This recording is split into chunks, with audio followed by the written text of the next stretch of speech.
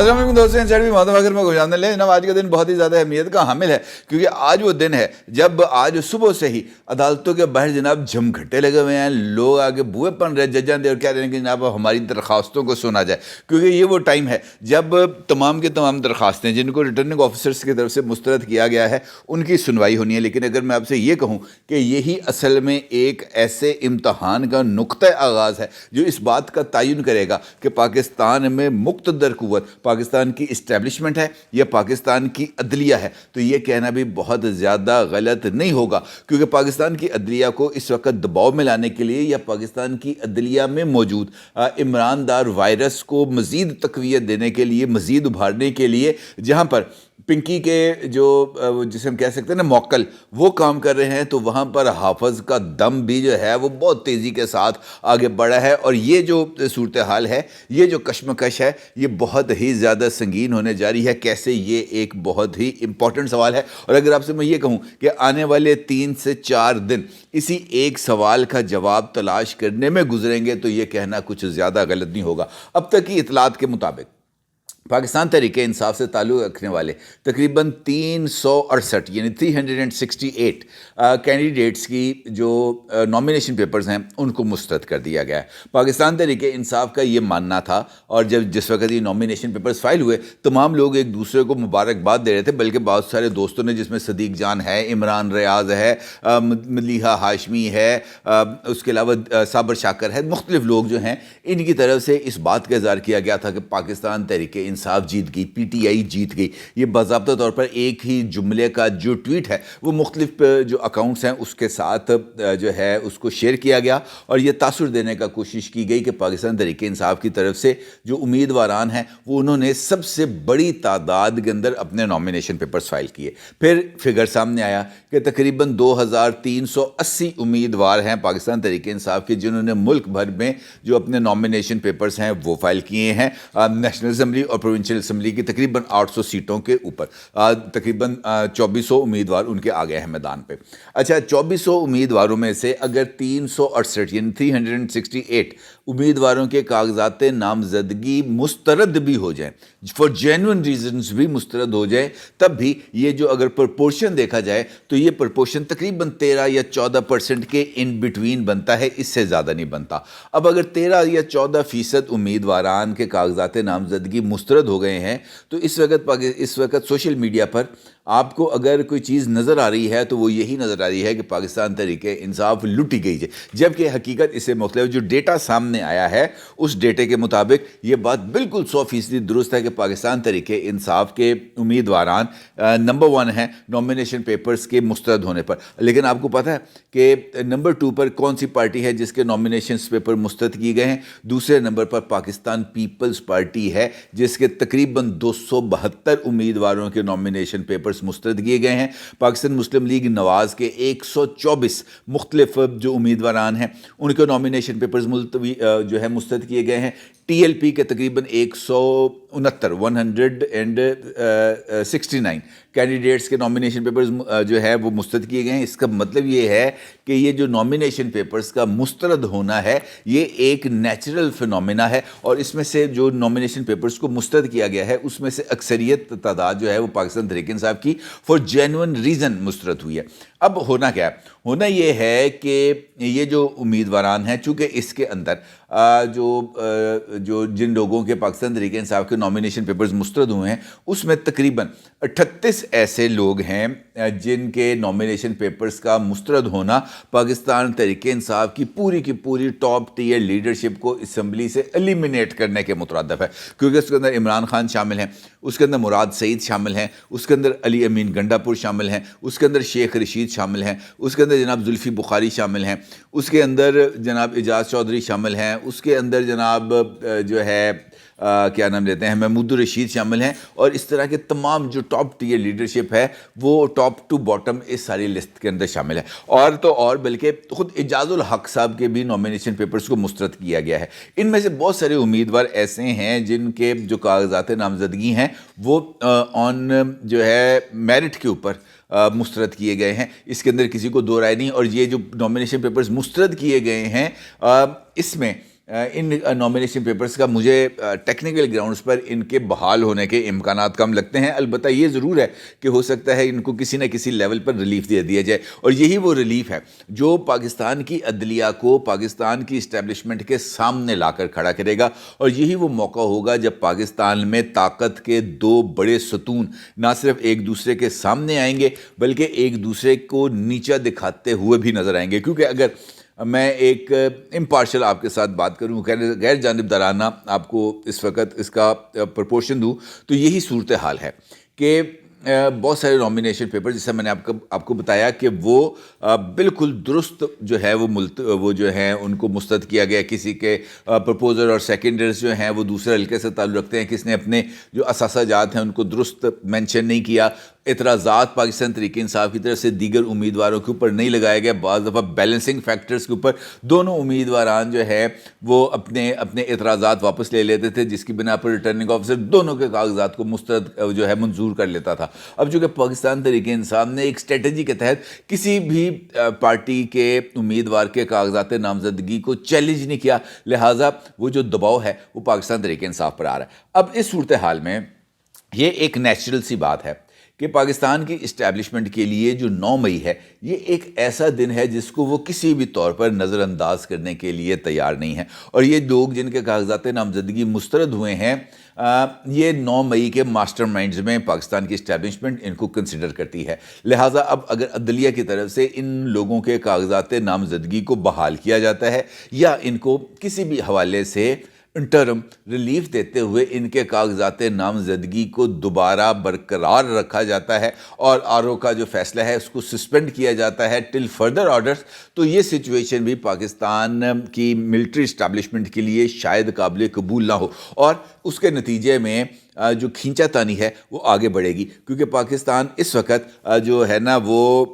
قاضی صاحب اور حافظ صاحب دونوں کے درمیان آ کر پھنس چکا ہے. اب قاضی صاحب جو ہیں وہ کسی بھی صورت, اور خاص طور پر اس وقت کی پاکستان کی عدلیہ جس حد تک تقسیم ہمیں نظر آتی ہے, اس عدلیہ کی موجودگی کے اندر اگر میں آپ سے یہ کہوں کہ اس بات کے امکانات ہی نہیں ہیں کہ اسٹیبلشمنٹ اپنی مرضی کے مطابق چیزوں کو برقرار رکھ سکے, تو یہ کہنا بھی بالکل غلط نہیں ہوگا. اس کا مطلب یہ ہے کہ یہ جو نئی کھینچا تانی ہو رہی ہے یہ سب سے زیادہ اہمیت کی حامل ہے, کیونکہ اس وقت مسلم لیگ نون ہو یا پاکستان تحریک انصاف ہو, پیپلز پارٹی ہو یا JUI ہو, یہ اس وقت ہمیں آمنے سامنے نظر نہیں آ رہے. اس وقت اگر پاکستان تحریک انصاف کا مقابلہ ہے تو وہ پاکستان کی اسٹیبلشمنٹ کے ساتھ ہے. اگر پاکستان کی عدلیہ کا مقابلہ ہے اس وقت تو وہ پاکستان کی اسٹیبلشمنٹ کے ساتھ ہے. لہٰذا یہ جو لڑائی اب ہونے جا رہی ہے حافظ ورسز قاضی, یہ لڑائی بہت ہی زیادہ گمبھیر ہے, کیونکہ اس لڑائی میں کسی کی طرف سے مجھے امکانات نظر نہیں آ رہے کہ وہ جھکنے پر راضی ہوگا. آپ کو یاد ہوگا کہ کل کی ایک ویڈیو کے اندر میں نے آپ کو اس بات کا ایک ویڈیو میں نے کی تھی جس کے اندر میں نے آپ کو بتایا تھا پوری PTI پر کاٹا لگ گیا اور اصل امتحان شروع ہو گیا, اور اس کے اندر بھی میں نے آپ کو یہ بتایا تھا کہ مجھے ایسے لگتا ہے کہ پاکستان کی عدلیہ کو ایک مرتبہ پھر نظریہ ضرورت کو بدقسمتی کے ساتھ زندہ کرنا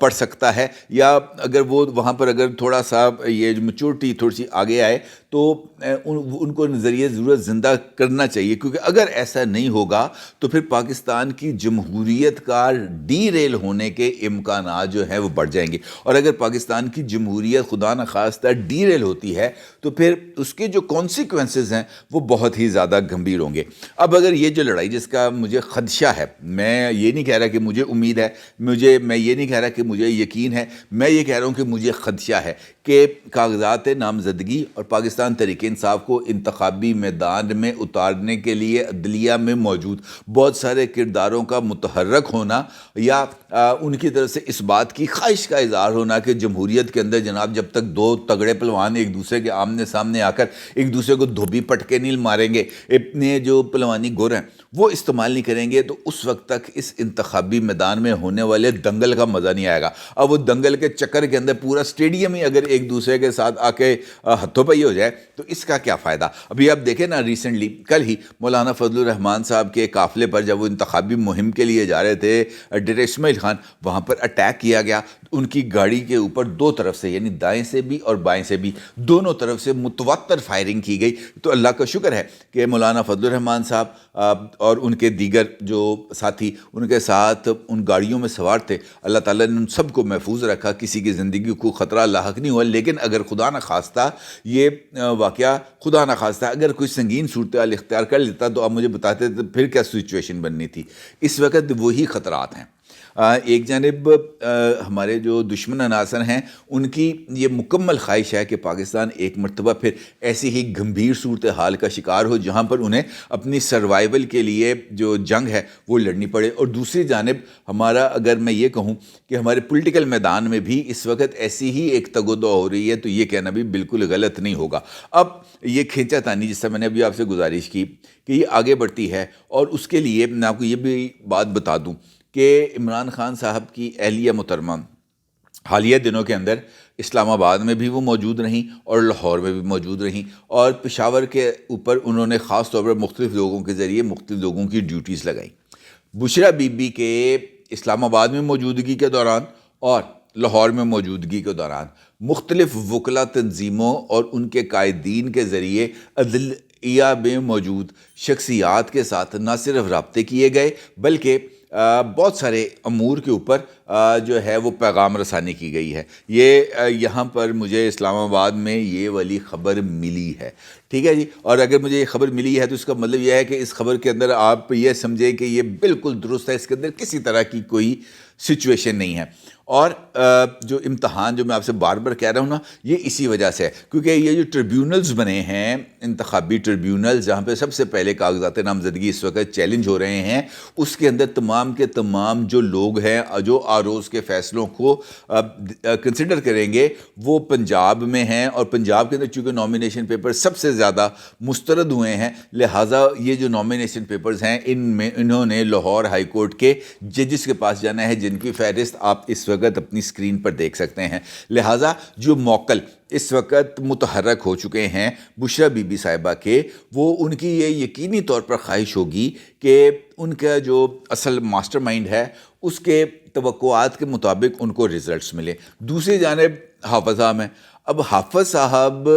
اگر متحد عدلیہ یا ہائی کورٹ تک وہ براہ راست تو وہ نہیں کریں گے، انہوں نے بھی اپنے لیے کوئی نہ کوئی چیزیں رکھی ہوئی ہیں. یہ موکلوں کی روک تھام کے لیے ان کے پاس بھی کوئی دم درود ہیں جو وہ موکل کی طرف، یا وہ موکل جہاں سے پنکی کے پہنچیں گے موکل، وہاں پہ حافظ صاحب کو پتہ چل جائے گا جناب پنکی دا موکل فلاں کول پہنچا ہے، وہیں پہ حافظ صاحب کی طرف سے ایک پھونک ماری جائے گی، ایک دم ہوگا اور پھر یک دم ہو جائے گا. یہ اس کے بھی امکانات پائے جاتے ہیں. لیکن معاملے نے ٹریبیونل میں رکنا نہیں ہے. ٹریبیونل سے اس معاملے کو چیلنج کیا جائے گا ہائی کورٹ میں، اور ہائی کورٹ کے فیصلے کو چیلنج کیا جائے گا سپریم کورٹ میں. ہر ایک صورتحال میں کسی نہ کسی طریقے سے ہر ایک معاملے نے پہنچنا ہے سپریم کورٹ آف پاکستان، اور جیسے ہی وہ سپریم کورٹ آف پاکستان میں پہنچے گا تو ایک نیا کڑمس ہمیں مچتا ہوا نظر آئے گا. نیا سال ہے، نئے سال کا آغاز ہے. نئے سال کے آغاز میں ہمیں ایک نئے امتحان کا سامنا ہے جو اس وقت پاکستان کی جوڈیشری کے ساتھ جو ہے وہ اس سے منسلک ہے. کیونکہ طاقت کے ایوانوں میں شاید یہ خواہش کسی نہ کسی جگہ پر پنپ رہی تھی کہ سائفر کیس کا فیصلہ الیکشنز کے اس شیڈول کی اناؤنسمنٹ سے پہلے آ جائے گا. بدقسمتی سے شاید پروسیکیوشن کو اس بات کا اندازہ نہیں تھا کہ جوڈیشری اس معاملے پر کس طرح رسپونڈ کرے گی، لیکن 2 مرتبہ یہ کیس جیسے ہی فائنل سٹیجز پر پہنچتا رہا اس کو رول بیک کر دیا گیا، اور اس مرتبہ بھی ایسا ہی ہوتا ہوا مجھے نظر آ رہا ہے جسٹس گل حسن اورنگزیب صاحب کی جو ریمارکس ہیں اس کے مطابق. لہٰذا اس کیس کا فیصلہ تو اب الیکشن سے پہلے ہوتا ہوا نظر نہیں آ رہا، اور اگر یہ فیصلہ نہیں ہوگا تو اس کا مطلب یہ ہوگا کہ عمران خان کو اندر رکھنے کے لیے کچھ اور ہیلے بہانے تلاش کیے جائیں گے. تو اس کا مطلب یہ ہے کہ پاکستان کی اسٹیبلشمنٹ کی، پاکستان کی عدلیہ کے ساتھ جو محاذ رہی ہے اس کے امکانات میں اضافہ ہے. ایک جانب نامینیشن پیپرز یعنی پی ٹی آئی کا بلے کا نشان، اور پھر پی ٹی آئی کا بطور ایک جماعت انتخابی میدان میں اترنا، اور دوسرا جو توقعات تھیں اس کے مطابق عمران خان کے مقدمات میں سزائیں نہ ہونا. یہ 2 ایسے ایلیمنٹس ہیں جو مجھے ایسے لگ رہا ہے کہ ایک نئے فساد کی شاید خدا نخواستہ بنیاد بننے جا رہے ہیں جو پاکستان کے لیے کسی بھی طور پر درست نہیں ہوگا. اپنے رائے کا ضرور اظہار کیجیے گا. آپ کا بہت شکریہ. اللہ حافظ.